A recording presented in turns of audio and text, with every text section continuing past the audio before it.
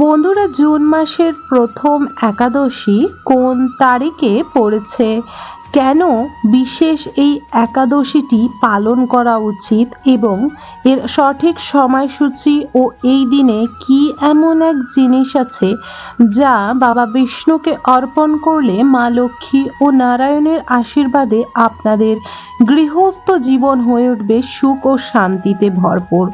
বন্ধুরা, তার সাথে জেনে নেব বাবা বিষ্ণুকে যদি আপনারা এই একটি জিনিস অর্পণের করার সাথে সাথে আপনার গৃহে একটি জিনিস জ্বালাতে পারেন এই একাদশীর দিন, তাহলে বাবা নারায়ণ ও মা লক্ষ্মীর আশীর্বাদে আমাদের প্রত্যেকের সংসার সুখ ও শান্তিতে ভরিপূর্ণ হয়ে উঠবে।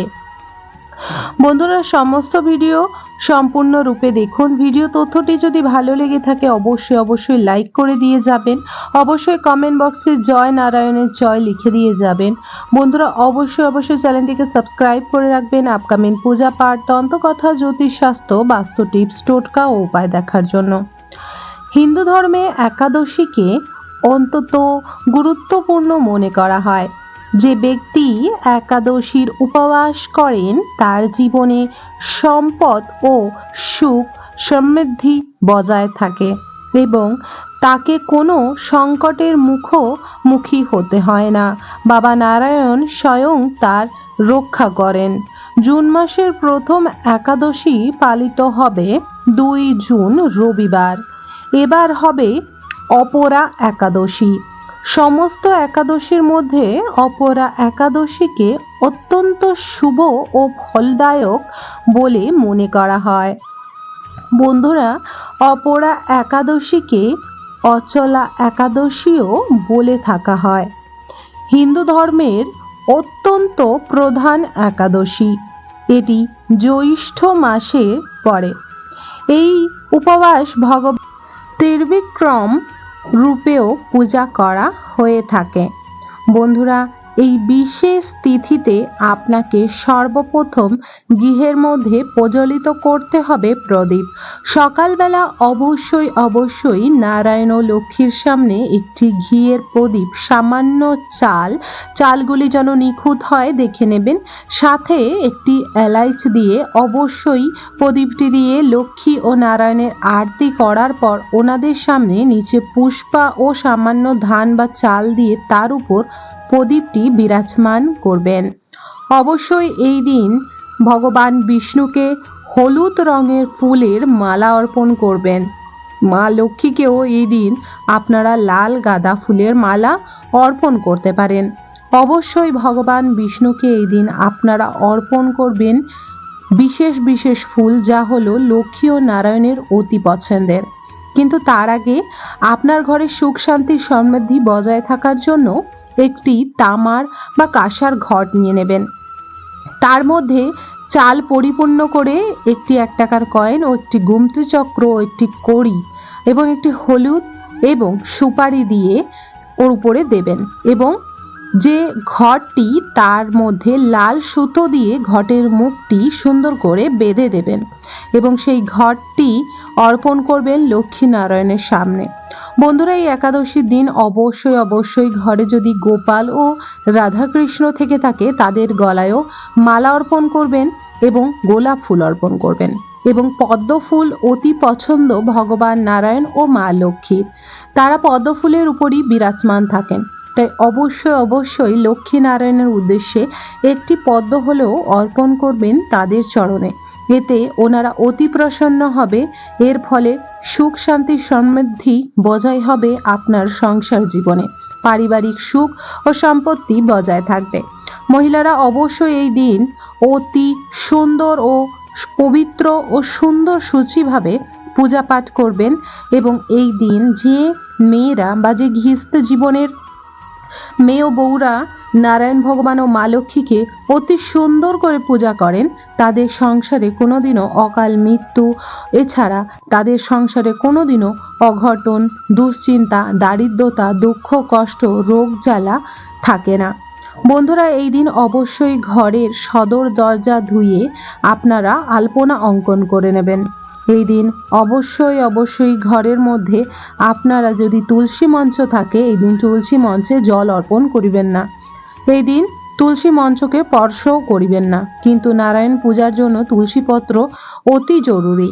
তাই তুলসী পত্র আপনারা ফুল দোকান থেকে ক্রয় করে নিয়ে আসবেন এবং চন্দনের মধ্যে তুলসী পত্র প্রলেপ করে ভগবান বিষ্ণুর চরণে অবশ্যই অর্পণ করবেন। বন্ধুরা, এই দিন অবশ্যই অবশ্যই গরিব দুঃখীদের কিছু দান ধান আপনি করতে পারেন। এই দিন আপনারা হলুদ রঙের ফল অর্পণ করবেন অবশ্যই ভগবান বিষ্ণুর কাছে।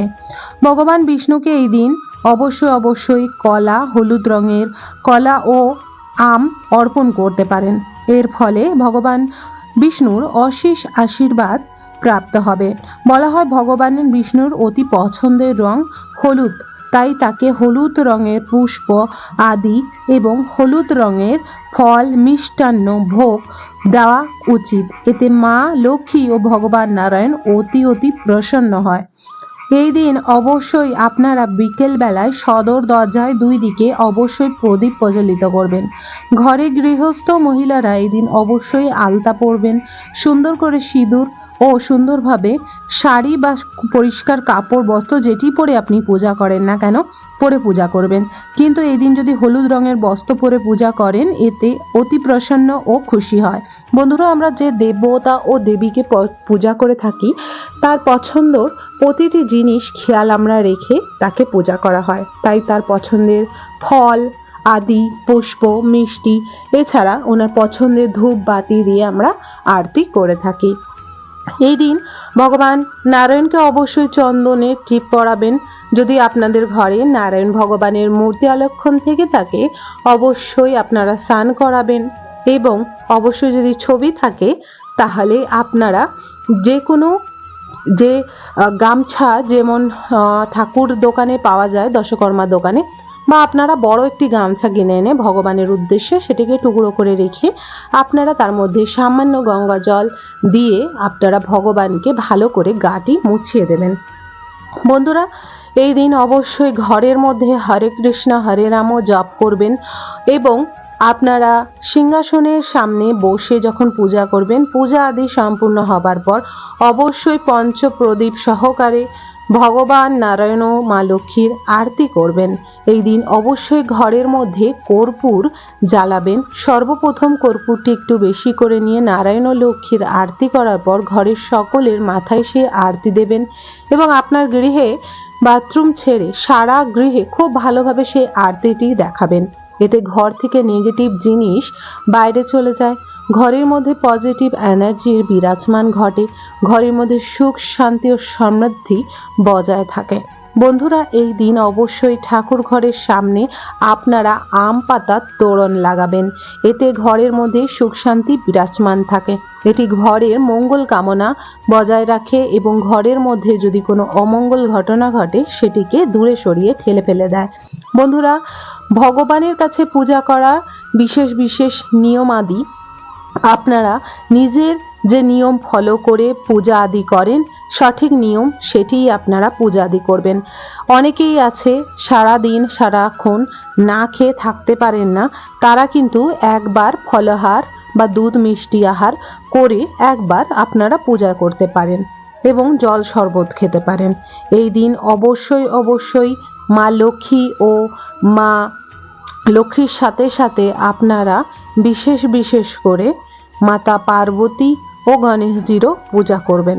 এই গণেশজি ও মাতা পার্বতী যদি আপনার গৃহে থেকে থাকে তাদের উদ্দেশ্যে তাদের চরণে সর্বপ্রথম পুষ্প অর্পণ করে তারপরে আপনারা নারায়ণ লক্ষ্মী ও রাধাকৃষ্ণ লাড্ডু গোপালের পূজা করবেন। গণেশের পূজা ছাড়া যে কোনো পূজা অসম্পূর্ণ এবং গণেশ ভগবানের পূজা করার পর যদি আপনারা মাতা পার্বতীকে না তাহলে গণেশজিও পূজা স্বীকার করেন না। বন্ধুরা, অবশ্যই অবশ্যই পূজা করার পর আপনারা সিংহাসনের সামনে আসনে বসে 108 বার ওম ভগবতে বাসুদেবায় নমো নমঃ এই মন্ত্রটি পাঠ করবেন। ঘরের মধ্যে চাইলে আপনারা হরে কৃষ্ণ গানটি চালাবেন, ভগবান নারায়ণের গান আদি ও মা লক্ষ্মীর গান আদি চালিয়ে আপনার ঘর ও আপনার ঘরের আশেপাশে মাতাবরণকে পবিত্র ও শুদ্ধ অবশ্যই করবেন। মা লক্ষ্মী ও নারায়ণের অতি পছন্দ চন্দন ধূপ, তাহলে আপনারা চেষ্টা করবেন চন্দন ধূপ জ্বালানো, ঘিয়ের প্রদীপ জ্বালানো, এছাড়া অবশ্যই অবশ্যই আপনারা ধূনা দেবেন। আশা করব বন্ধুরা আজকে ভিডিও তথ্যটি আপনাদের ভালো লেগেছে। যদি ভালো লেগে থাকে অবশ্যই একটি লাইক করবেন, কমেন্ট বক্সে জয় নারায়ণ লক্ষ্মীর জয় অবশ্যই লিখবেন। অবশ্যই চ্যানেলটিকে সাবস্ক্রাইব করে রাখবেন আপকামিং পূজা পাঠ, তন্ত্রকথা, জ্যোতিষশাস্ত্র, বাস্তু টিপস ও উপায় দেখার জন্য। সবাই সুস্থ থাকবেন, ভালো থাকবেন। হরে কৃষ্ণা, রাধে রাধে, জয় নারায়ণ লক্ষ্মীর জয়।